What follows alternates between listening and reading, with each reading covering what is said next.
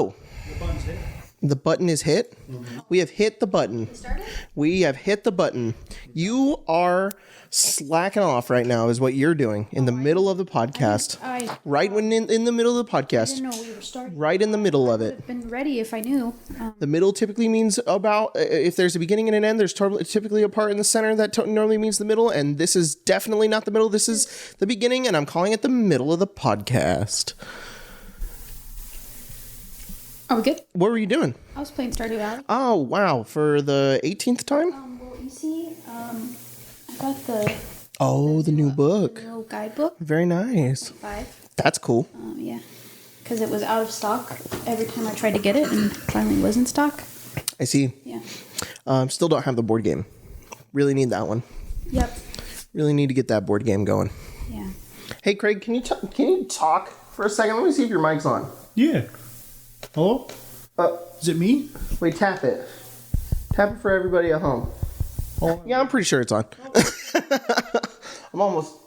Are you sure? Yeah, it's on. Oh, Yeah. okay. Yeah, it's on. Everybody's just like, ah! There's like a fish in a fish in a fish house. Yeah.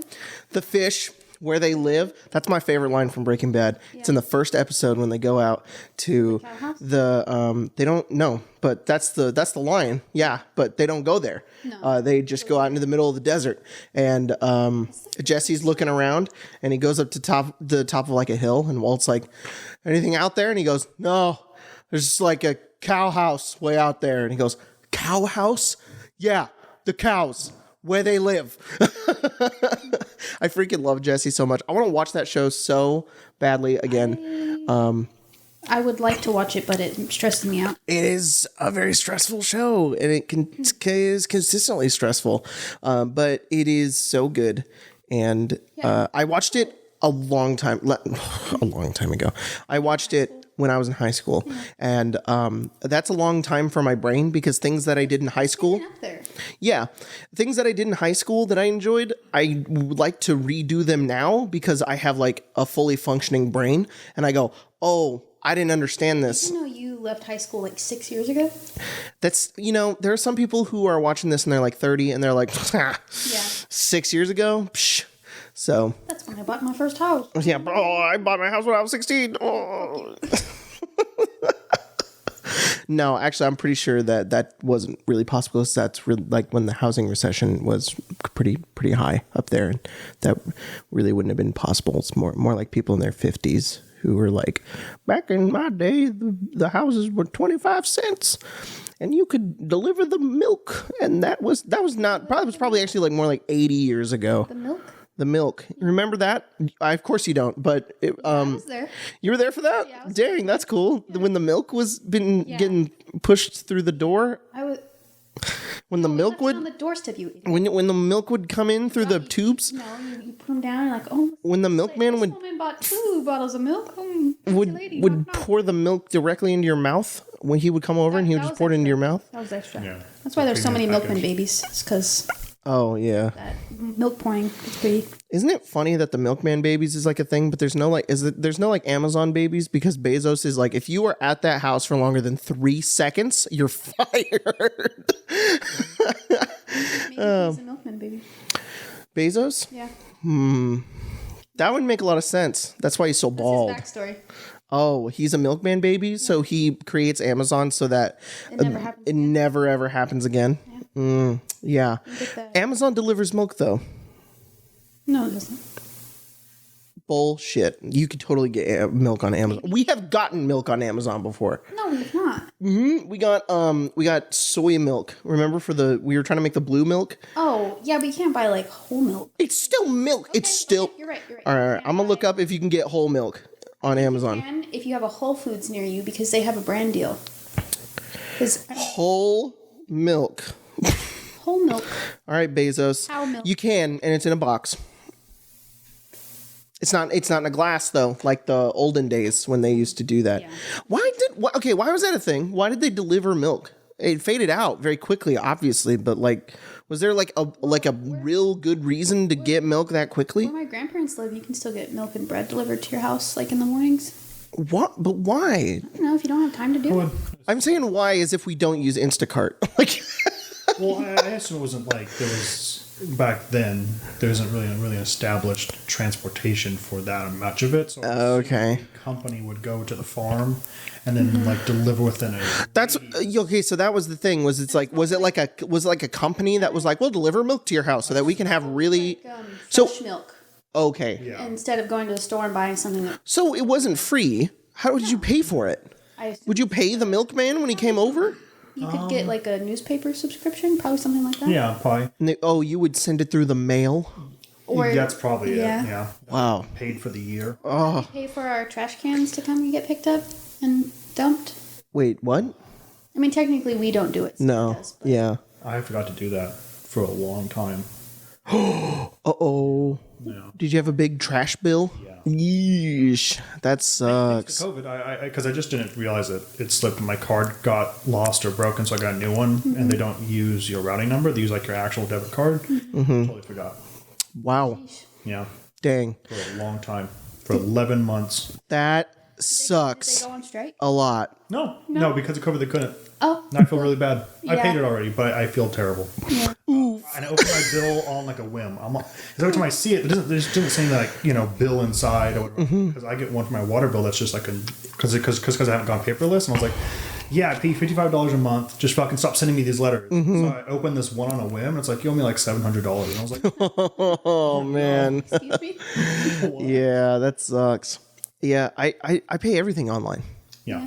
Yeah. Also, you just said Steve as if there's some strange man named Steve who pays our garbage. landlord. Yeah.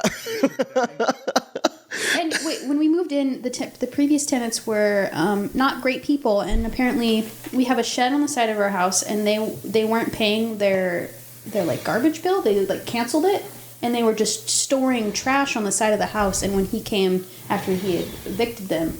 Have we ever talked on the podcast about how we got this house because there was a shootout and people died? I think so. Okay. It was like a drug house, and the people who lived here were not great people. I assume. But yeah. It smelled like weed for like the first 3 months of living here, and it's gone now. Like really bad things with their dogs, and like it was bad. They were doing dog fighting. Yeah, that's what I meant. Yeah. In the Yeah, garage. When we moved in, Steve was like, "Yeah, I never want to deal with that again. I will pay for your trash." And we went, "Cool." It's fun. So weird. Yeah. This doesn't look like a drug house though. No, it's pretty nice. It's pretty cool. neighborhood. It wouldn't when you walk in, you wouldn't think that it looks like a drug house. Oh, remember when we were talking about ghosts? Oh yeah. I think the cats see a ghost in front of the door because every time they go over there, they get freaked out and they start like running around. And I'm like, whoa! Did they see the ghost of the guy who died on the front door right there? He didn't die. He died at the hospital. He fell on the ground and died right there. He just fell, and his soul only went into the door. Yeah. And then they scooped him up and they took him to the hospital. Yeah. Oh, he's dead. Yeah. Like a Full Metal Alchemist like sigil and Oh yeah. Yeah, exactly. Yep. To the door. We didn't. It's the bullet hole that's on like on the roof, like the little chip out of the. Yeah. That's where he is. He stays. His soul is eternally stuck in that. Yeah, that was crazy because like the bullets also hit Tyler's house. Yeah. which was Tyler pretty was on the funny. street. And we were just playing Ghosts of Saltmarsh, and Tyler was like, "I think there was a shootout on my street." We were like, "What?" And then, months later, we were like, "Please give us house, please. We hate where we live." Okay. Yeah, it was pretty great. It was pretty nice. But I like Craig's house a lot. Craig's house, I think I'm mostly because of how clean it is. It just really surprises me. It's also a drug house? Wow. Wow. a landlord that had it before wound up selling it to my landlord now. And there's a bunch of like weed strains in the garage. And this is what my landlord told me. It's not if it's entirely true, but apparently there's a way to tell that they were like selling from there because they had a phone line drilled up through the ceiling into the master bedroom as if it was an office. Oh, wow. Same thing, yeah. So it was a drug house, and then she moved in. She's this 50-year-old boomer white lady. Live, laugh, love. Oh, yep. So now the house is wonderful. So That's cool. That's nice. you know what? It isn't actually. I was up till 3 a.m. last night, fucking with my goddamn nest. It wasn't even mine. Turned out I actually had to buy a new one. So Oh, okay, weird. fucking, We have a spider living on our ring. Yeah. Yeah. I saw that. Yeah. He and the guard we don't have gardener. Well, okay, we have gardeners. We have there's pest people that come and like get rid of pests and stuff and spray things. I just didn't fuck with that spider. No, he didn't. He just went, "You live there now." Brought down like all of the spider webs like at our entrance. And Yeah. just went, You can stay. Yeah, you can stay. I'm just waiting for the moment when like the spider moves across the top of the ring and we hear motion detected at the front door and then we look at the ring and it's just a fucking spider just like, hello. What if he's like on payroll? What if he's like, I leave a spider here because I'm going to spray for everything else and I'm going to send him your way, spider. Mm-hmm. That's it. Part of the pest control. yeah. Oh, wow. Well, I mean, spiders are natural pest control. I know. That's So I hate that I'm so scared of them because they're so useful as creatures. They are. You haven't had me kill that thing yet. I'm kind of okay with his. I'm okay with his existence right now. Right now. Yeah, I don't know. I'm feeling a little neutral towards this spider. I feel like he is getting bugs. There is I like a successful spider. If you're a piece of shit, you don't know where you put your web. You just kind of jizz your web out wherever you want, just kind of in between some bushes, and you catch nothing. You're dead to me. You're just in a corner of the house. There's no bugs going up there. But if you're in like a really good spot, you've set up a nice little web as a spider, and I can see your progress. I walk out and I go, oh, you have very good integrity. I notice you have some bugs in that web, and you're in the back, so like I'll never touch you, and you'll never jump on me or typically bite me. You're just kind of hiding back there waiting for something to come in there and just killing bugs. I like you as a spider because you're useful. Yeah. So yeah, I think that's why I'm okay with him. Not like the Black Widow on our trash can. Yeah, what the fuck was that thing doing? It didn't even have a web. It was just in our trash can, just like, I'm gonna wait to kill somebody. Like you're just a fuck. And now I can never do the trash cans. Well, I can. We have to do the trash cans together. I go up there with my flashlight and I look up and down the trash can. If it's clear, he takes it down. If it's not, I stomp on a bug and then he takes it. That's all right. I totally get that. We take mine to the back of the yard, so I take my trash can all the way through my backyard and put it on my little porch so that Lanny can do stuff too if he wants. Mm-hmm. That's kind of smart, putting your trash in the backyard. Yeah, so we just won't have to walk away outside or whatever. Yeah. But there's a black widow that lives next to my side gate. Yeah. So I open the gate and I never close it. You gotta Constantly, it was kind of like, you know your gate's? I'm like, yeah, it is. Yeah. There's a black widow there. You gotta get him. I have a fucking. Well, I also have pest control, but apparently They're like, no, I'm not fucking with that guy. Yeah. you are a spider. I have a guard dog. His name. His name is George. He has a gun. He talked to us. He knows where we live. We're not killing him. Yeah. I've never actually seen a black widow in person before until we moved into our apartment and the one bit me and then on our trash can. And wow, they're so cool looking and terrifying at the same time. I never realized how shiny they are, but also like how like actual like black they are too. Because whenever you imagine, at least whenever I imagine a black widow, I just imagine like, oh yeah, they have the little red bit and it probably just looks like a dot, and then they're probably just like a dark brown or something like that. It is pure black. That is crazy that a creature can look like that. And the red part, it's like a shape. Isn't that crazy? It's like an hourglass. That's so weird. That's such a strange thing to exist, but like I appreciate it. I appreciate it exists. But also, if it gets anywhere near me, I'll have a panic attack and want to die, and then will die because it'll bite me and it'll sense my fear. Yeah. That's why that one got you, not me. Yeah. You deep down. Yeah. Why? How is it the bugs can sense fear? Is that just some bullshit that my parents told me? It's like, oh, I could tell if you're afraid. Or can hornets be like, I know this bitch is scared, I'm gonna fucking sting him. I've never been stung by a hornet or a wasp or a bees, but yeah. Or a wasp or a bee. Or a bees. But it's probably because I learned to control my fear. I aligned all my chakras. Every time I see a hornet, I go to the avatar state, and I'm just like, I'm not fucking kidding. Anytime there's a bee near me, I'm like like fucking zone out. I'm like, I'm not afraid. And I guess they leave me alone. So Because people, adults always told me that. They're always like, it can tell when you're afraid, it'll sting you more. And I was like, oh God, I have to learn to control my emotions immediately. You remember that time when we were waiting in line to get into Disneyland and a bee like flew into my dress? No. You don't remember? What? No, I don't remember this. Yeah. I was wearing like a little overall dress and it went bzz. It was just like crawling around inside my dress and I was just like, if it stings me, we're gonna have to go home. Weird. Yeah, I don't remember that. Really? Yeah. Like probably 4 years. Are you allergic to bees? I am. What the fuck, dude? You don't have like a EpiPen? You know, Oh, that's a good point, though. you should. You just die if a bee stung you. No, it's okay. We're going to announce the next podcast. Spencer unfortunately passed away because a bee stung her. Yeah. It was Katara's fault. Yeah. No, it's Azula's fault. Was it Azula's fault? Attacked by Azula. Well, you couldn't enter the Avatar state because of Katara. Well, not Katara's fault. It was because he couldn't. His attachment to Katara was why he couldn't enter the Avatar state. Azula just shot him. Like, she didn't do anything. She just went, die. That's what bee's gonna sting you. Right. Right. in the back? Back, yeah. Yeah. Did you guys see the Avatar Kickstarter for the RPG game? No. Yeah, it got like $8 million, which is so cool. I'm hyped for that. That seems really awesome. So no, but I think they're gonna sell it anyways. Oh. Yeah, I should have backed it. I didn't know about it until it was over, and I was like, "Why didn't nobody tell me about this?" I found out about it because I think some Ghostfire people were like, "Dang, that Kickstarter did so good," and I was like, "Oh, what?" I didn't even know it was a Kickstarter. So, like, whatever. I guess it's like competition or whatever for Questo. I don't care. It's like, I like people's projects. I like doing whatever. So it looks cool. But, if this episode's up, that means the Questonomicon is live. Yes.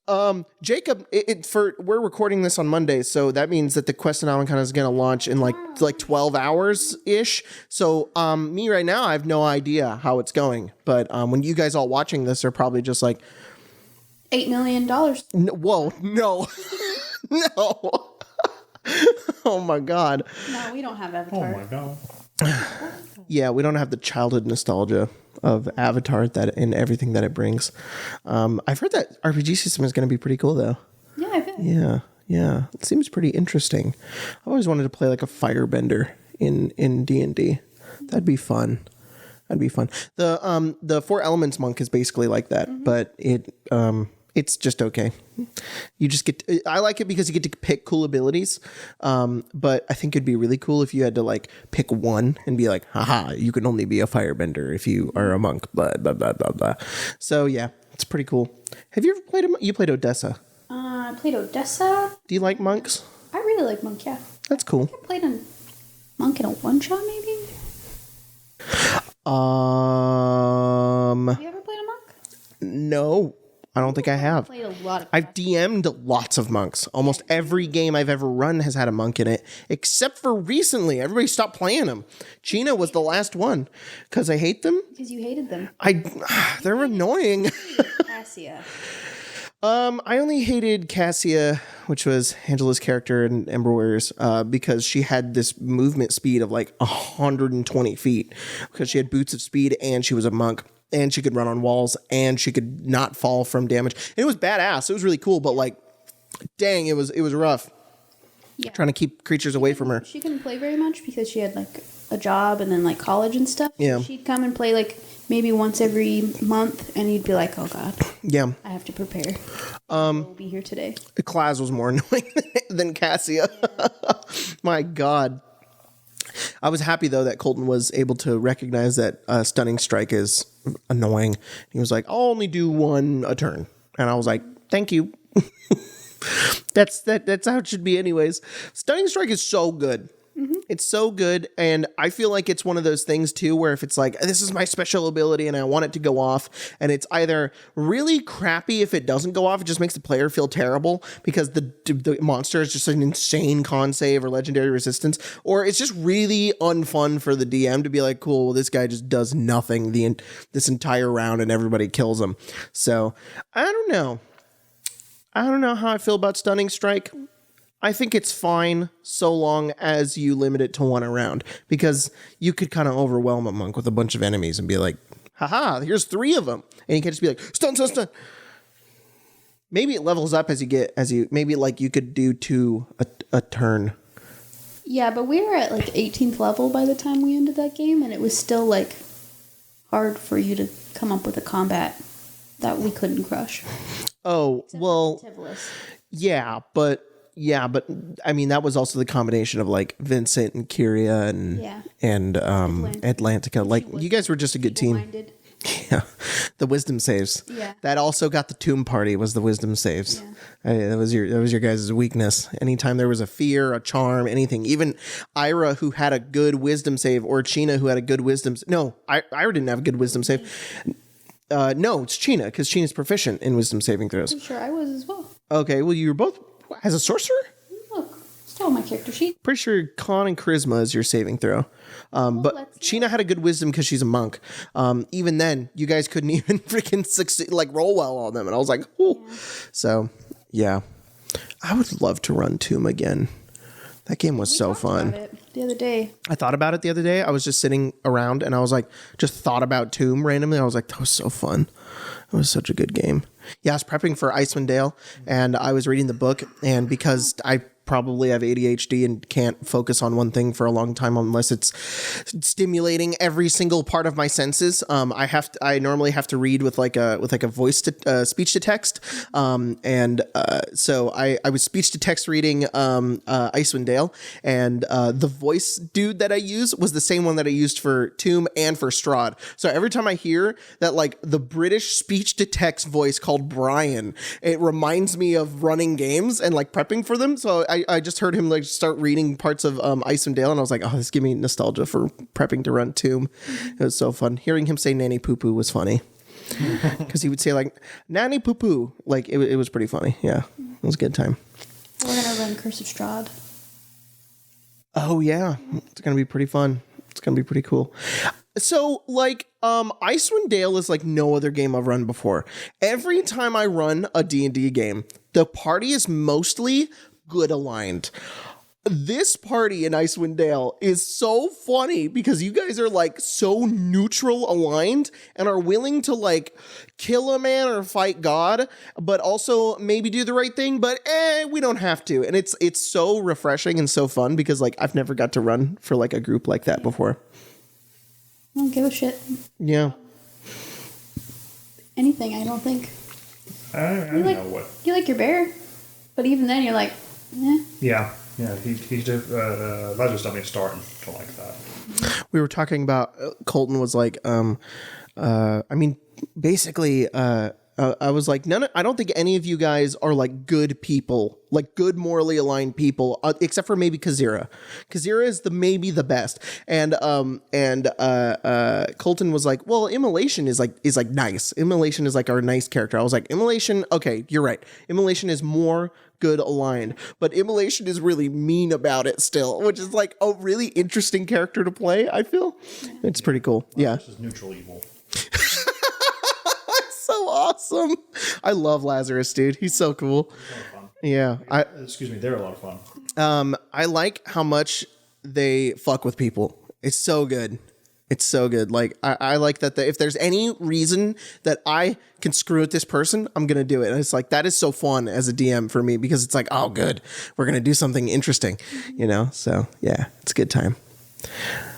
I feel like I'm talking a lot. And I'm talking a lot. Specifically me, I'm speaking the most here. Well, that's a typical day for you, I think. Yeah, pretty typically. Maybe do some questions. I could. I also have that jar down there. We do have that jar down there that I got stuck in my head last time. Got Jaws of Life out by the ambulance. Yeah, local YouTuber had to be Jaws of Life out of a fucking jar. All right, cool. You want to answer some questions? You want to answer these? Yeah, because I just ranted for a while about random things, and maybe you should take some of the spotlight here, so people stop getting tired of my voice. So. You are God Emperor of the podcast. Okay, Artemis Knows Too Much says, how dare you keep making podcast episodes while I'm behind? This is a personal slight against myself, who definitely doesn't get to binge them. But what gives you the authority? I don't know. As God Emperor, I say, you better catch up. Oh, shit. Bob World Builder. Bob World Builder. Bob the World Builder. So wait, what do you think actually happened to the lady in the water tower from the last episode? Wait, what? So wait, what do you think actually happened to the lady in the water tower from last episode? I don't know what this is referring to. Lady in the water tower. In the hotel. In the water. Oh, Elizabeth, what's her name? Yeah. Elizabeth Swan? Yes. What do I actually think happened to her? Yeah. Oh. What do you think? What do I think? Yeah. I want to hear what I like Craig's theory. I want to hear what you think. The documentary that you watched. That. It was Richard it was Night Stalker. Yeah, Night Stalker. I mean, Jesus, in the same hotel, Yeah, I like that. floors apart. Yeah, I like that. Yeah. What do you like that theory? I don't know. I think it makes sense. What does it make Better sense? than that she just went up there and jumped in herself. Like, Yeah. Yeah. Yeah, definitely. And I know there's like There's like supernatural theories about it too. And there's like video of her like in the elevator, and she looks like she's being followed by something, and she's like looking. That's the only thing I've ever seen about it. Yeah. Yeah. Well, that's all there really is. Yeah. Oh, yeah, okay. That's it. That's it. And They then know like they where found she her came in from, the how she got here, and then they only. She had to have been followed by somebody. She like hides in the elevator to make it look like that she's not there. Like she was definitely being followed, and somebody got to her and killed her and threw her in the water tower. Yeah, it was probably that crazy homeless guy. Yeah. We solved it. Done. Yeah. Yeah, done. We did it, guys. We're BuzzFeed solved mysteries. Okay, you come here, we solve mysteries. Just start asking us. I want next time. Ryan. Yeah, And the other guy. Fuck. I've watched so many episodes of that show, and I've never. voice. Yeah. God damn it! I feel so bad. Gara. I know his entire Yeah. name, but not the other one. Shane Madej. Shane, thank you. Jesus Christ. Sorry, They're Shane. also Shane on Twitter. He's a funny guy. Yeah. You should follow him. I actually don't think I follow him on Twitter.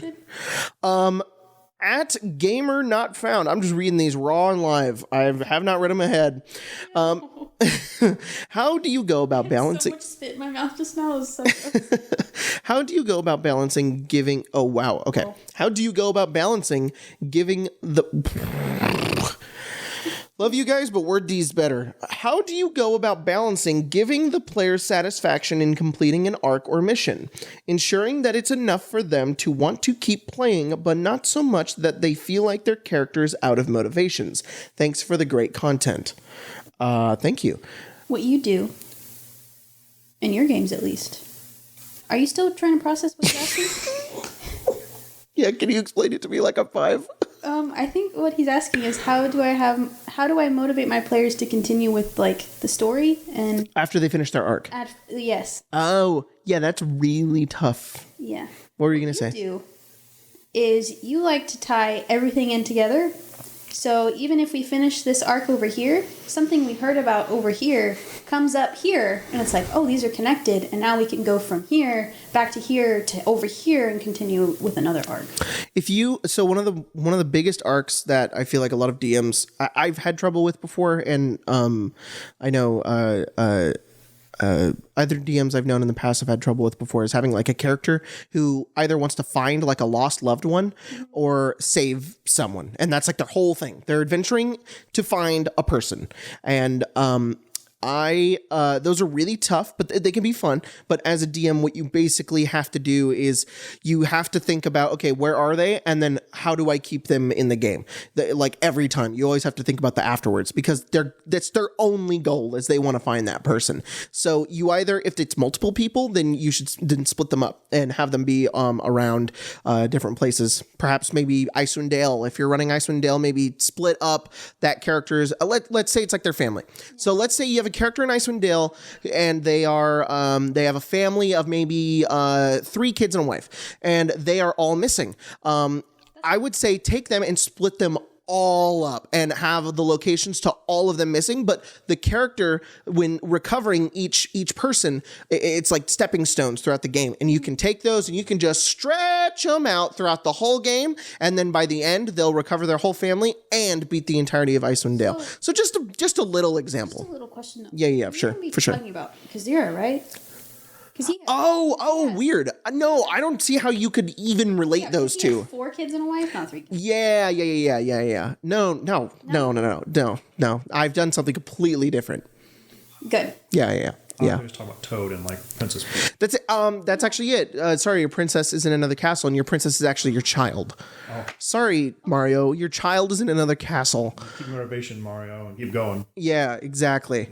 Do it. Actually, good point though. Sorry, your princess is in another castle is really annoying, and I don't recommend you do that because that's really unsatisfying for a character to be like. Your princess was in this castle. You have been. Children are in that one over there. Well, no, that's okay. Yeah, no. Yeah. But like, don't do your lover is here. Never mind, they're actually here. Never mind, they're actually here. That's fucking annoying. It's fun in video games because, okay, I get to play more of the video game. But in a D&D game, it can be really frustrating because it just feels like the DM is just keeping them away from you. And it's annoying.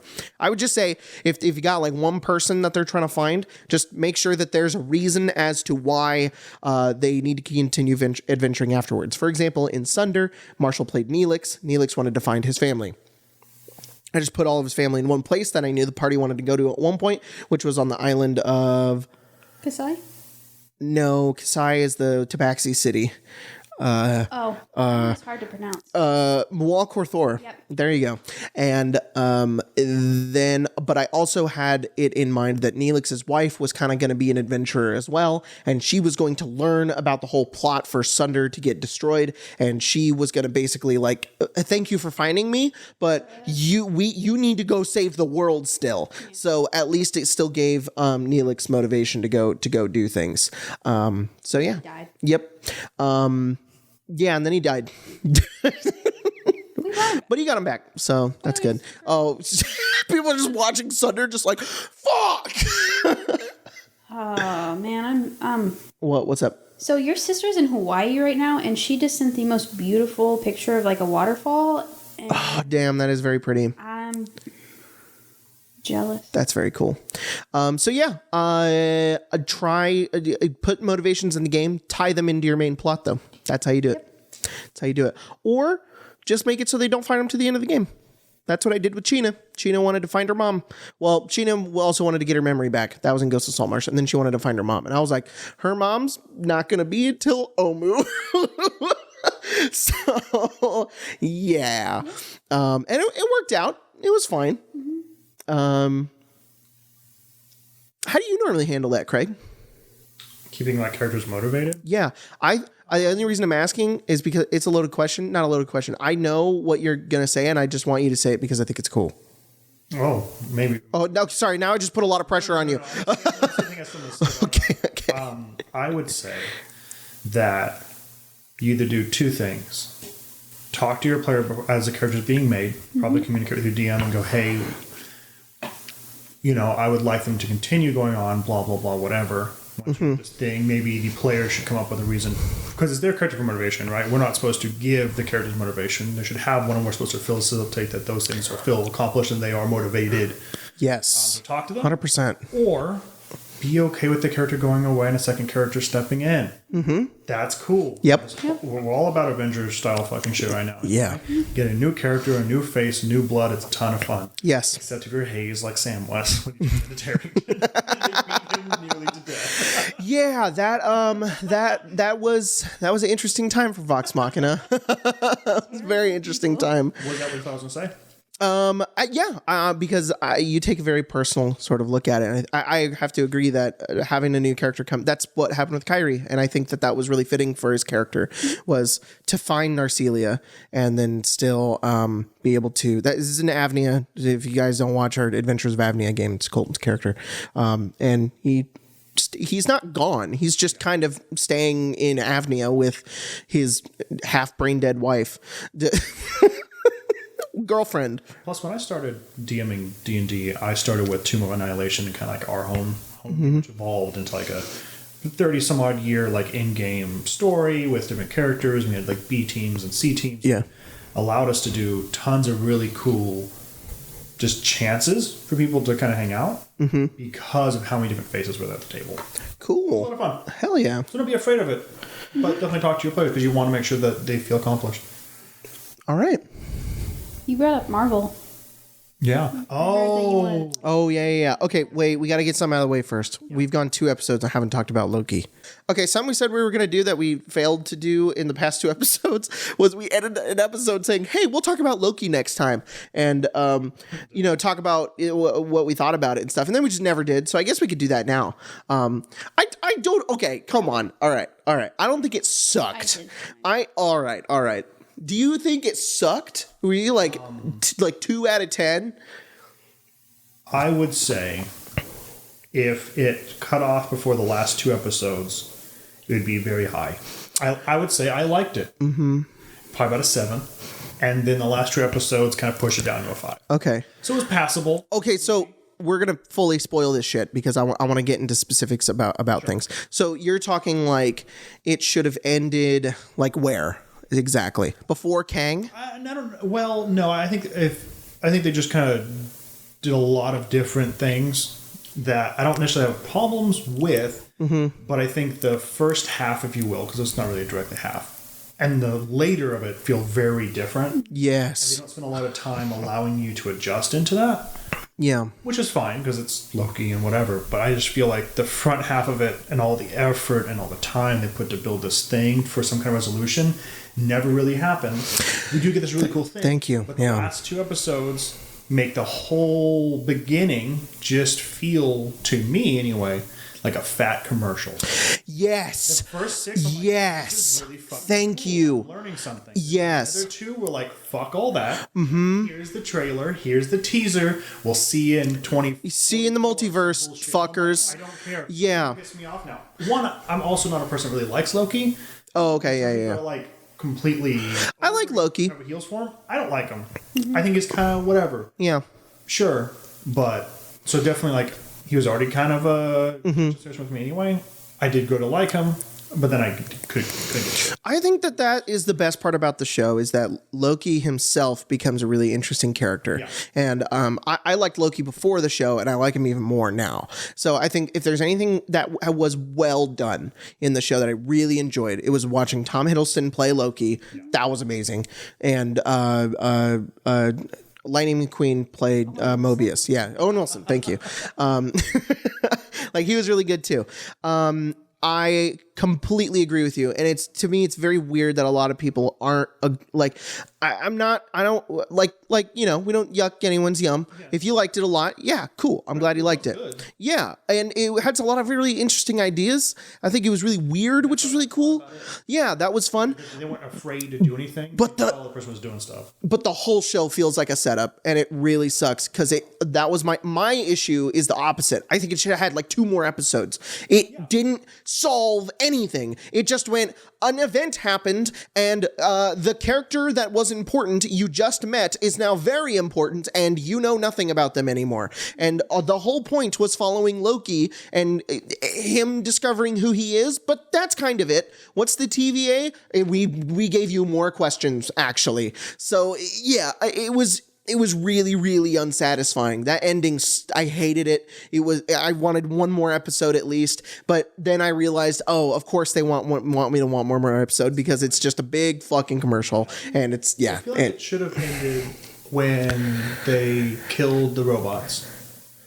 And then a door should have opened, and then it should have been, Khan walked in and was like, and that's it. Like it should have ended with, this is who this person, like we know who he is. Yeah. They know, the result of this is going to be, what's going to happen. Mm-hmm. Stop there. Yeah. And then you can handle it later on somewhere else. But they wanted to do multiverse. Which I'm totally down with, but then they spent 2 episodes of fucking around. Yes. Hyping up this fog cloud. And then it didn't mean anything. Yeah. Oh, yeah. The thing that ends everything. Okay, so Shit. I actually like that episode. The episode where we're in the future at the end of time. Of course, you liked it because it didn't do anything. It's just Yeah. you like Gator and funny and Mini Loki, and that's funny. Like standalone, that episode's really cool. Yeah. But part of the series, all it did was go, we're done talking about everything before it. Here's the new shit we're going to talk about. We're going to distract you completely from anything. And then we're going to set up what we need to set up because unfortunately, we're not given 9 or 10 episodes. Why are they so small? I don't know. Is it a contract? Is that not enough money? I mean, I know Tom Hiddleston is paid like an insane amount of money for every episode. $1 an episode. Yeah, like there's a really high budget for a TV show. Shit, kill him off and put that lady in. How much is she paying? I guess so, yeah. But like I liked that episode a lot because it was detached. It was no longer what it. I wish the whole show was that episode, Well, that's the thing, which it was like Loki variants. They're going into shenanigans and they're learning about who Loki is, who he was, and all the different types of persons he could be, all while trying to accomplish a goal. And at the end of that episode, he learns how to do something finally, and it's like, okay, I liked this episode because it was so detached. I hate the episode where they're on that moon that's exploding because they don't do anything. They just walk around. Like the episode starts with, oh my God, the world's ending. This is the place where the world ends. And then they're just like a minute later, just walking around, talking to an old lady, Dancing, singing. going on to a train I guess in all fairness, with zero issue. Yeah, they just kind of they just disguise themselves and walk on, no issue.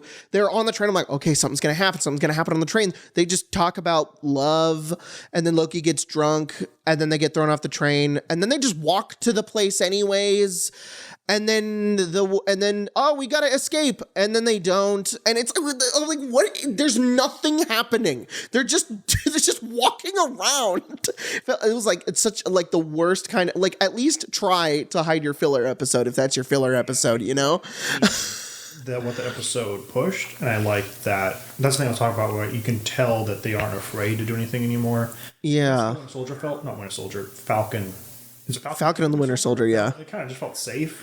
Yeah. Sure. Not true. It didn't. The first couple episodes go right for your throat. And you're like, Yeah. We're going to talk about something that's really uncomfortable in superheroes, and you're going to sit down and have to watch it with me. Mm-hmm. And you're like, oh, okay, you have my attention. This is really important. And then they fuck it up pretty quickly, and they just go, it's now a side story. Yeah. About jacked up fucking Captain America. So those felt kind of safe. Yeah. This one didn't. And they were kind of allowed to. He falls in love with himself. Sure. Yeah. Weird concept that is. How do they explain that to any boomer Disney exec? He falls in love with himself. Yeah. So I felt like I like the ramifications of that, but the episode is really strangely paced. Yeah, we've talked about it before, but I'm like the exact opposite opinion. I love Falcon and the Winter Soldier, and I think that the conversation still stays really like heavy even with John Walker, because even though it does throw the idea of like like there's a part where Bucky is just like Steve and I didn't think about what the ramifications would be of making Captain America a black man. And I like that that's what the show is about. That's huge. This show does 3 very strong storylines, but I don't think it commits to any of the 3. So, and I think that it's weird. Why give it 6 episodes? Give them more. Yeah, I felt like it was a good length. And you're right. It wasn't like, but what I liked about it was how grounded it was. Like, and I know a lot of people don't like that with Marvel. People want the wacky, weird multiverse shit. Because I can't handle one more wizard. I appreciate that it went from Wanda to that. Yeah. And then threw me back into Strange. I liked that. Yeah, I didn't like the villain of the who are the chick from Solo. Yeah. They're Militia people. Yeah, them. I know it's because their bit got cut because originally it was that there was a pandemic that they released onto the world and they were like, that's too topical. We're gonna remove it. What I really liked about it is that it felt like it was real. Yeah. And then with the tone that they wanted to do in this conversation they wanted to have, it felt like, oh wow, we're getting some shit. It's no longer Thanos snappy and he has a dump truck. It's now like, this is a big fucking deal. Yeah. People, which I liked, but they just fucked around a lot and didn't do anything super cool. And I mean, they did a lot of things cool. But they didn't really commit to it. And I appreciate that they did bring it up and they did have a resolution for really only that storyline. That's the thing is I really enjoyed Falcon and the Winter Soldier because it wrapped up nicely. It wrapped up that one thing that I felt was important nicely. Falcon got to become Captain America, and that's what the point of the show was, and that's what happened. What the fuck was the point of Loki? That's a fair point, though. Multiverse. I guess. Multiverse.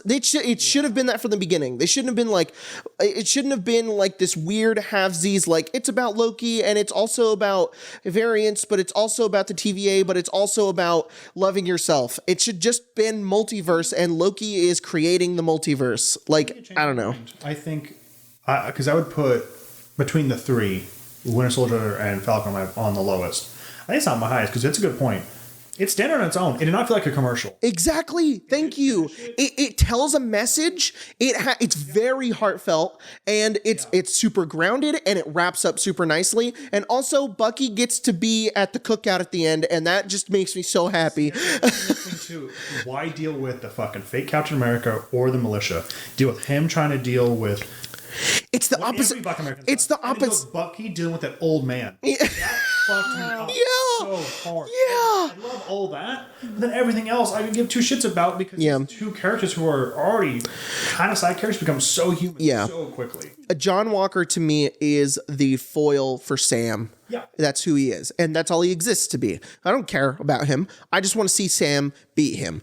And he doesn't just... He does kick his ass, but he does it in a way of his character. John Walker is like, oh, I guess I get to be Captain America, and people are constantly telling him like, oh yeah, you deserve to be him because you're the military man. But his actions are not proof of that. He thinks he needs the super soldier serum, but Sam doesn't. Even when asked, the first thing he says is, no, I don't want the super soldier serum. I'll be a Captain America on my own. Just me. Like that's so fucking cool. Never got anything close to that to Loki. And like the part where he watches himself die in the first episode where he's like sad, like that was cool, but that was it. It's 2012 Loki. He wouldn't give a shit. Yeah. Actually, that's even weirder to me. I didn't think about that till just now. That is really strange. Yeah. Why is he? I think that this is some kind of trick. Like that I agreed. I thought the whole thing was fake. I thought at the end Kang was going to be like, haha, you fell for it. None of this is real. But it just was. that fucks up the whole thing even worse for me now. Yeah. That is so... Everything about Loki and that is like, oh, this happened in like 3 days. Mm-hmm. No. Oh, I didn't even think about that. Because they kind of just completely override that he is from 2012. Yes. By showing him the scene where he dies, so he's from... And it's like, oh, see, now he's had all his character development. Oh, yeah, he has You're right. 10 years of character development in 3 days. Just forget. Just forget about it. Yeah, you see, he's more of a character developed Loki. Not like Loki learning to love his brother actually in Thor Ragnarok and caring about the people of Asgard in the entirety of Ragnarok and going through that development. No, he just gained that by watching the movie, basically. Sat him in a room and made him watch 16 hours. Yeah, exactly. I also really was disappointed with Sylvie. I thought she was going to be super cool, and she just ended up being the love interest who is angry and kill, and that's her whole character, and that sucks. Yeah. Especially because I know a lot of was the show directed by a woman, written by a woman? Yeah, that's just disappointing. So yeah, whatever. Mobius and Loki were great though. I love them a lot. But everybody else. I also didn't like the judge lady either. Yeah, she sucked. She flip-flopped really hard towards the end, and it felt like they were just letting her just react to things so we knew what was going on. Yes. She was just, there would be a scene where Mobius would Mobius is doing the secret stuff where he's like trying to be on edge, and I'm like, oh cool, we're going to learn more about her character. And then she just kind of doesn't do anything. Like that's just my whole issue with the show. Nothing really happens. It's even more to put fucking Falcon and Soldier on a higher pedestal. They make her really fucking evil. Really demented when they're in that place where they're going through the hurricane. She's like fighting him in this really eerie spot, but then when she goes on the moon, she's just kind of like gimmicky, like, I hate you, you're fucking my planet. They didn't flinch in Falcon and Winter Soldier. They do people off thing. They break people's back. He kills that person with that shield. That was like my favorite part. Yeah. They don't flinch the entire way all the way up to the beginning. The end, they don't do it. That bit where at the end of that episode where he stands up and the blood is on the shield, not only is that just fucking cool, but like such like symbolism, you know? Like, god damn it, it's so cool. Yeah, anyways. I think that's not my favorite. Yeah! Yes! I got Craig on my side. We win. Well, I mean, to be honest, Loki's... God, I'd never realized it. Yeah. That's terrible. WandaVision was pretty good too. I don't like sitcoms, so it already fails for me. But I can recognize that's very cool. Yeah. I had a fun time with it. It was good. It was a good time. Yeah, I like Wanda and Vision a lot because of that show. So, go ahead. Sorry guys, this is a Marvel episode. Shang-Chi was amazing. Yep. And wow, I was very surprised. We're gonna spoil Shang-Chi, so if you don't want that, I'm gonna go see it. Please go see it. Go see it. And I'm gonna remind you to do this. Just put a timestamp here on where you're on Spotify and you're an audio listener. I don't know. Skip like 15 minutes. 15-minute timer. We're gonna do 15 minutes. Perfect. There we go. Okay, 15 minutes. All right. Let me put this in my notes real fast. Sorry, go ahead. Okay, so what I really liked about it was not only is everybody in the movie super hot, but that was the only thing she's talking about when we got out. She was just like, why was everybody so attractive? I'm like, I don't know. I don't know. The movie was so pretty. Oh, it was so beautiful. And the combat, the fighting sequences were just so good. And I know that's because the guy who plays Shang-Chi, I don't know his name. Find out what his name is. I know he's like he actually does like martial arts, so like he knows what he's doing, which is really, really cool. And I really liked that it was a very different kind of origin story. Marvel has recognized that they have a formula and they went, fuck that formula, we're gonna do something different, and it was great. I hope I pronounce it right. It is Simu Liu. Yeah. Simuliu. Cool. And he was amazing. Everybody was really good in the movie, and it was paced really good too. And the only thing, my only issue is that it felt a little long, but it was okay. I was okay to watch a little bit of a longer movie. I didn't. What? Sorry. Was it that it felt long, or that we were tired? It might have just been I was tired. Yeah, might have just been it. But the last thing I expected from this movie was a fucking the Feywild where there's a kaiju battle. Like, what the fuck? That was awesome. I didn't expect that at all. It was great. It was super cool. And it was really heartfelt. Like, I have no issues with that movie. It was great. I really liked it a lot. Mm-hmm. I know we just talked and ranted about like Marvel for like 15 minutes. So here, like I have a horse in the race. I like Marvel movies. I'm not a huge fan. Yeah. I love them because they're fun to go watch with and talk about. And of course. I don't know if I've ever felt like really connected to one. God, but this one hit me. I was like, this one's so fucking good. It was very good. I was talking about it with Mia, and I was like, this goes straight to the top. It goes with Black Panther. Mm-hmm. And it goes with both Guardians of the Galaxies. Yeah. Powerful fucking movie. Because it wasn't afraid to do what it wanted to do. Mm-hmm. The opening scene with him fighting in the bus and the music and the way it was filmed, it was so fucking cool. Yeah. It really just felt like somebody's vision, you know. It didn't feel like this mishmash of like executives coming in and turning it into this weird, you know, enormous like Frankenstein of a movie. It just felt like it was what it was, and I think its identity was really, really cool. Also, get shit on male characters. Fuck you. That movie is entirely female driven. Mm-hmm. Only is this fucking his sister Kate, not sister, his friend Katie is such a power.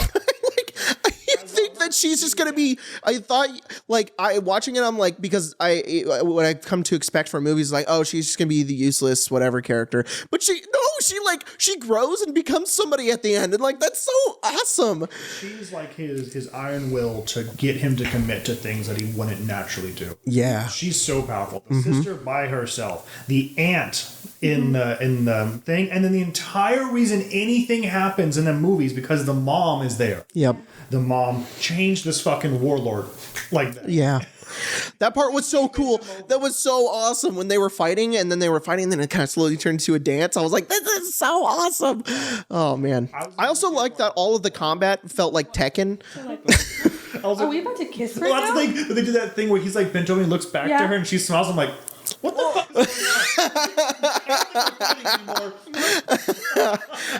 I also like that all of the fighting in the movie was like Tekken, like in a good way. Like it was just really fucking cool.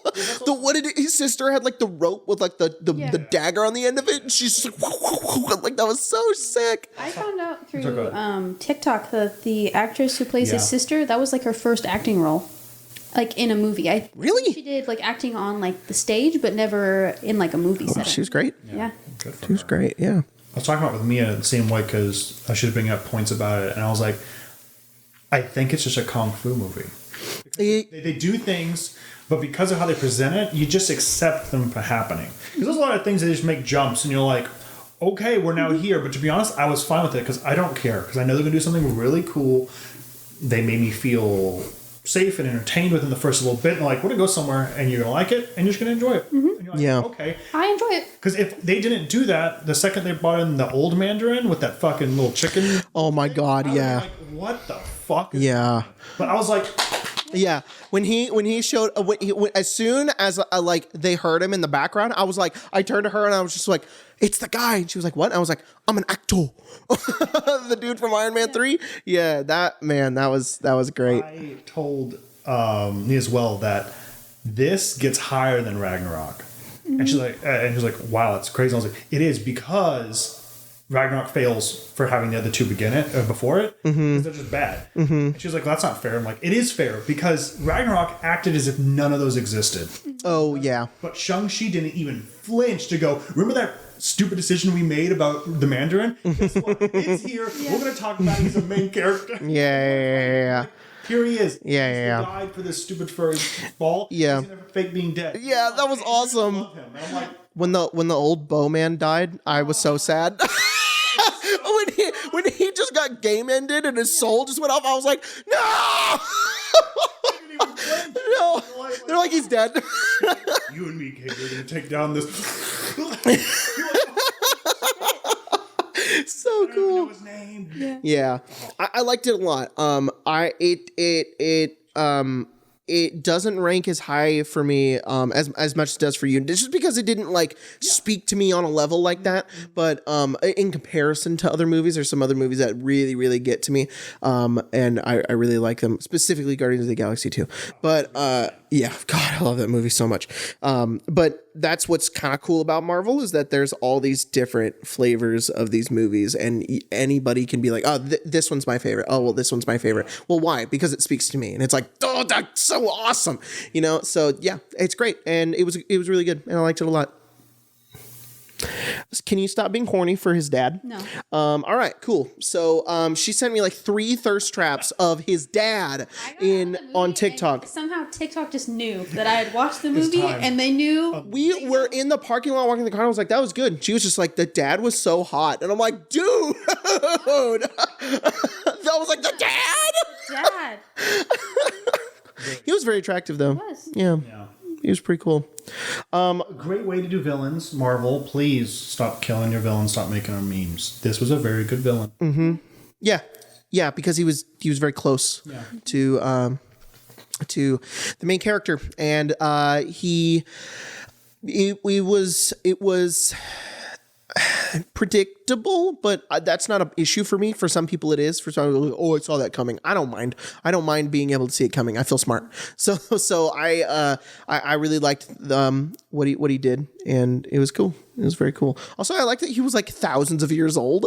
Like the fucking beginning where it's just like ancient times, and he's just fucking wrecking dudes with the rings. Like, so cool. So awesome. People think that he's gonna tie into like Eternal stuff because of how old he is, and like the rings in the comics at least are cool. like from space, and that's where the Eternals come from. Cool. There's also a theory that they're the variants technically. Like this is an alternate thing because of how strange certain people act. like a Wong axe. Oh, weird. Like maybe this is a different like aligned thing, and how the fact that not Mrs. Marvel, that's the other. Captain Marvel. Captain Marvel had long hair, instead of that, And Bruce then wasn't Professor Hulk. Yeah, Bruce looked like a weird like farmer. Yeah, that was weird at the end. I was like, wait, what? He's not Professor Hulk anymore. So they're like, Is this an alt timeline? alternate universe? Yo, that'd be cool. Pretty cool. Would be pretty cool. Wong's also great. I love Wong. Yeah. He's awesome. They go karaoke. There was something else I was going to say about, one little thing that I really liked about the movie, just a little bit of symbolism thing. When he's fighting his dad and he has the rings and then he starts taking control of the rings, he does wield them on his arms at the end. But I like that when he's fighting him and he's wielding them, he doesn't ever wear them. And whenever he like punches or kicks with them, they lay flat as he uses them. And I thought it was cool because the symbolism is basically he's learning to control them and his dad is using them around his arms because he's like a slave to them. But he isn't, and he wields them without them binding him. And I was like, that was so fucking cool. At the end, he's like, put this shit on my arms, but whatever. But that for that moment right there, it was really cool that like he wielded them differently. Like that was really awesome. I like every interaction that he has with his aunt when he's like in the grove that they live in. Oh, I want to play Ghost of Tsushima now, because there's those rings in the game where you like do duels and stuff, and it reminded me of that. And I was like, oh, so cool. she had some bangers on her. You know, it was like When she takes his fists and lays them flat, I was Yeah. like, I'm gonna cry right now. God, the whole thing was so Yeah. good. And then The movie changes when she shows up. Yep. Everything is different. yeah. Everything's different. Yeah, that was the part I was weirded out. I was like, is the dad just crazy? What is going on? Is he right? What? And then I was like, oh. But no, the part where she extends his hands and then when he fights his dad and he goes like this and it was like, oh. Yeah, very cool. Very cool. There's a lot of it because it's also cool that you get the mirroring at the beginning where he like falls in love with the woman because of how she is and how she fights and all this other stuff, and why she fights. And then when he switches fighting styles towards the end and fights like that, there's a mirroring of when he does the same position, turning him around, and it's like a weird thing. You can see the father become conflicted Yeah. as he's starting to weigh things and go, maybe this isn't, maybe this is, but I really want her back, so I'm still going to act up. But he felt human.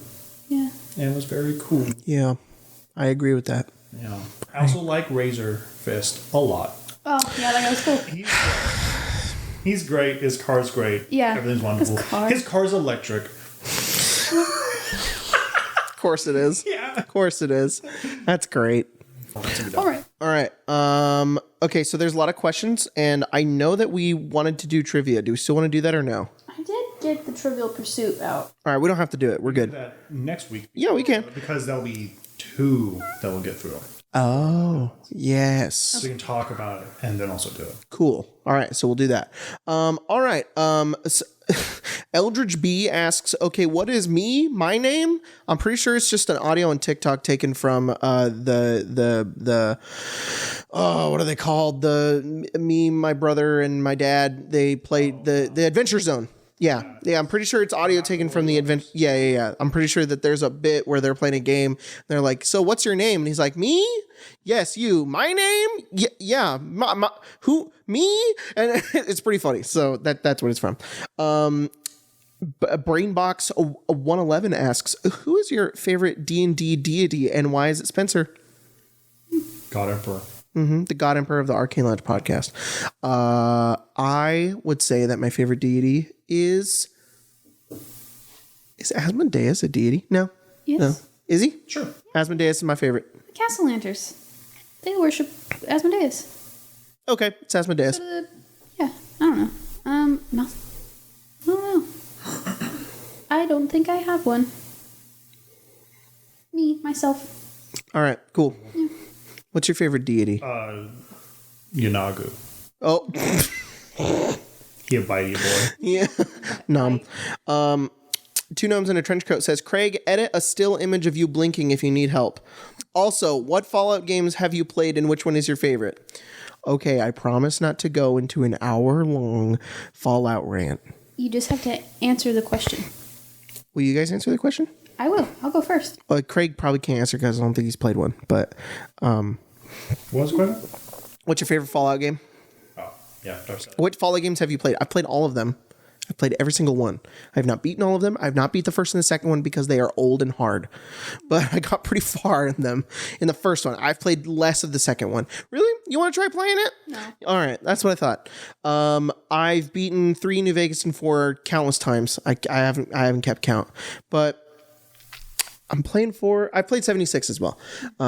And I've been playing 4 recently, guys. And I have to say, I think I enjoy it. Why do you sound conflicted over there?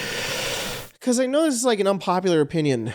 I enjoy 4 as much as I enjoy New Vegas, but for completely different reasons. I think it's important that it's popular to you. Well, thank you. Agree. I love New Vegas dearly because of the writing and the role playing and the story and the factions and everything else. I like Fallout 4 for the everything else. The companions in Fallout 4, I have never been more attached to fictional people than the companions in Fallout 4. They are so well done.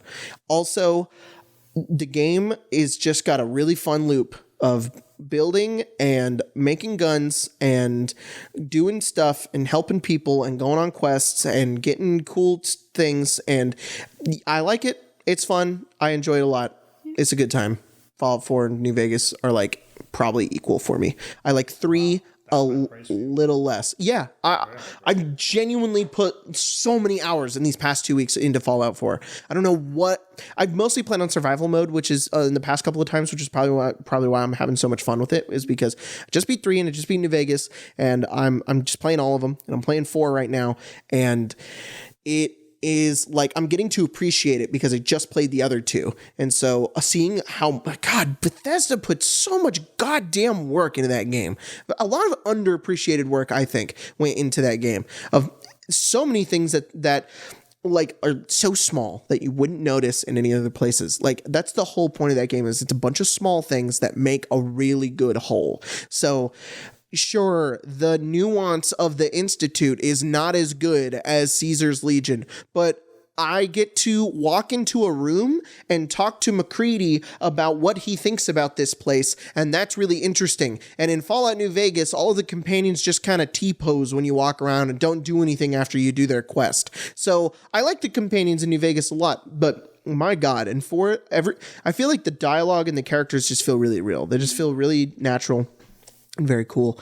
And yeah, so it's weird because I enjoy them equally, but for completely different reasons. So yeah. I've played New Vegas, 4, and 76. And I like 4 the most.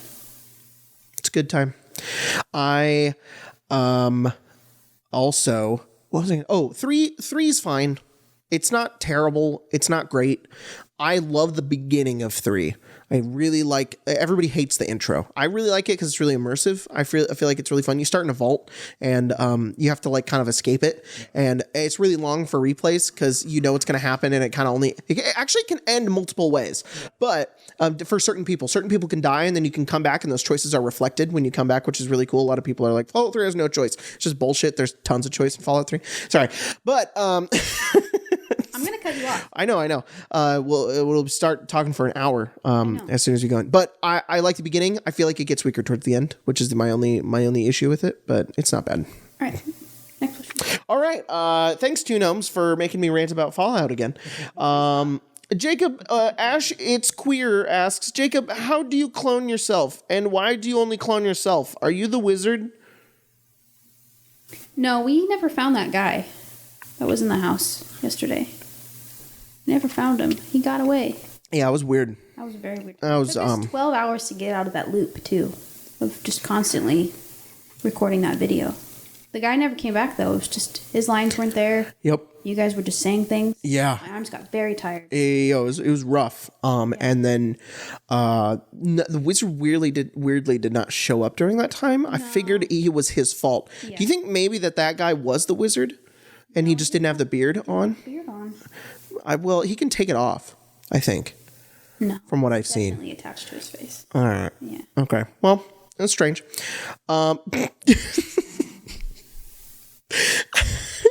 What did you do, Craig? Nothing. Meters Preston. Who is Craig? Like, I know who he is. Who is he, you know? And then Weasley65 responds, I'll do you one better. Why is Craig? I'm not going to answer that. I'm going to move on. Assassin King 3 asks, is there any known Vistani outside of Curse of Strahd? And what do you think about a Vistani warlock whose patron is Strahd? No, I don't think that there are.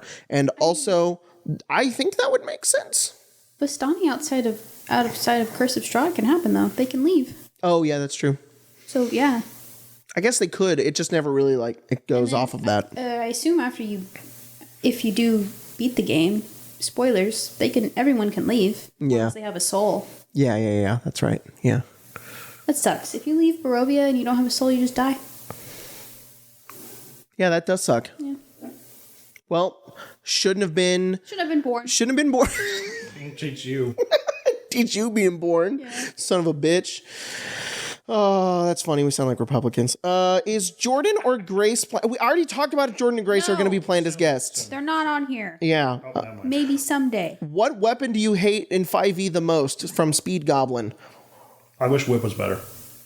Okay, weirdly, somebody said, and why is it whips? 1d4 damage doesn't make sense and then it's pathetic from Mysterious Watts. I agree. I think whips should be way better. You should be able to grapple.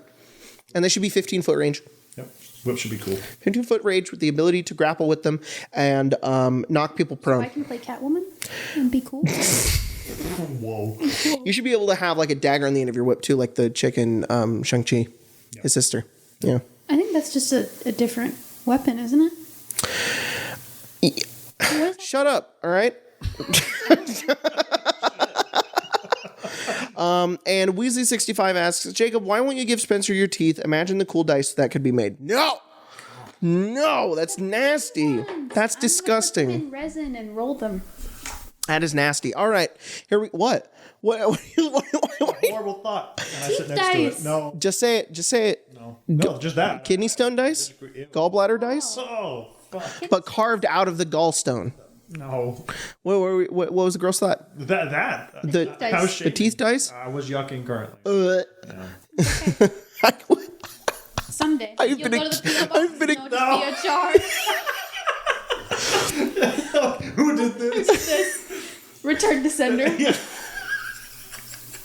I've been accused of yucking. All right. Yeah, time for maybe one. Whoa. Oh. Is that all that was in there? Yeah, we gone through a lot. We've been robbed. Yeah, I think we actually did get robbed. Definitely more in here. Ew. They kind of like chips. Which one? Which one should I do? This one? Very dirty. Yeah, that one. I like that one. Best gift you've given. I gave you the gift of Fallout 4 8 years ago, and you've played it every day since. Actually, you are right. I think it was more like, was it 8? No, 6 years ago? When did that game come out? My favorite gift that I've ever given was last year. I bought my sister a laptop, and she was really happy about it. And my mom even called me and was like, "You have to do that." And she was crying, and I was just like, I just felt really good about myself. Yeah. I'll be honest. I felt great about myself. Oh. I felt so cool after doing that. Yeah. Yeah, you're a good brother. All right. I didn't say that. You are. All right. Except for maybe sometimes you're a little mean to Emma. I am not. Yes, you Look, somebody's got to be mean to. That's true. What's the best gift you've ever given, Craig? And why did you laugh before you said it? Because you probably thought of something really funny. I did, but I'm not gonna say it. Oh. Damn it, Craig! Last Christmas, I bought Lacey a mini fridge. Oh, yeah. Cool. I forgot That's about fun. this one. Yeah. What's your favorite summer activity? Who wrote these? You? Yeah. All right. What's your? Oh, I'm so sorry. Sorry.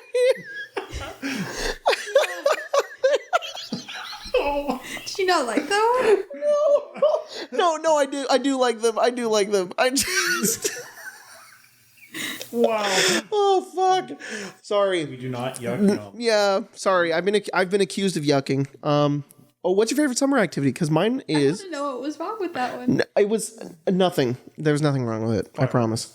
What? Fireworks. Fireworks are. Love 4th of July. God damn it! I haven't spent 4th of July with you yet. I hate that my country is kind of in shambles Yeah. time, but I love 4th of July. Yeah. Yeah. Yeah. Yeah. I love it so much. Love everything about it. It's great. I like barbecuing. Same. Ooh, barbecue and a pool. That's my favorite summer activity. Pool, yeah, absolutely. It's great. I'll do you one better. Spending the entire day in the pool, and then making a sandwich. All right. Yeah, that's pretty cool. Sandwich next to the pool with some chips. That's pretty nice. Yep. What's this one? I don't know. Probably something dumb that you won't like. No. Hey. Hey. You sure you want to do this one? No. Oh. No. It was Fallout related. She loved you so much. She even gave you an opportunity to talk about Fallout. And she just said, "Fuck you." Yeah. I'm sorry. I'm sorry. Damn. That one said Lego set. I don't want to do that one. My favorite summer activity is hanging out with you. Oh. My favorite Fallout mission is anything to do with McCready's storyline. Because I like that the game gave you someone who you can relate to. I agree. As a character. That was very nice. Yeah. Very cool. I like this one part in Fallout 4 called Cambridge Polymer Labs. You have to go in and more of like a Miss Handy unit. What? Oh, fuck. Okay. You go into a place and you have to do science and it's a puzzle and you get locked in and you can't leave unless you do the science puzzle. It's really fun. What's your favorite Taco Bell order? Oh. I like to make the potato griller in a bean burrito, but those fuckers don't make the potato griller anymore. So I go onto DoorDash and I go, no beans, no cheese, no onions, no tortilla. Potatoes, nacho cheese, sour cream. 2 of them. Hand them over, you sons of bitches. I force them to make it. I think it's also really funny you can get a nothing burrito. The employee's just like... Whoa. We don't sell this anymore. And I'm like, now you do. You son of a bitch. It is more expensive though, unfortunately. And I think that's why they took it off their menu. Because I do believe they used to be like 2 for $4. And getting one of those bean burritos is like $5-6. So I think that the potatoes are just expensive. I'll pay fucking $6 for a griller. My favorite thing is the spicy potato soft taco, and that's like $1. What the fuck, Taco Bell? What's your deal? What's going on? They got rid of all the potatoes, and then they brought them back, and they just didn't bring back everything with potatoes in it. Got it. Right. Oh no. Who's this guy?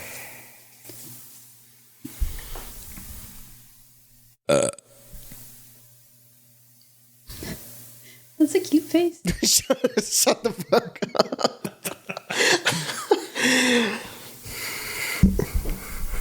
Are we done? Yeah.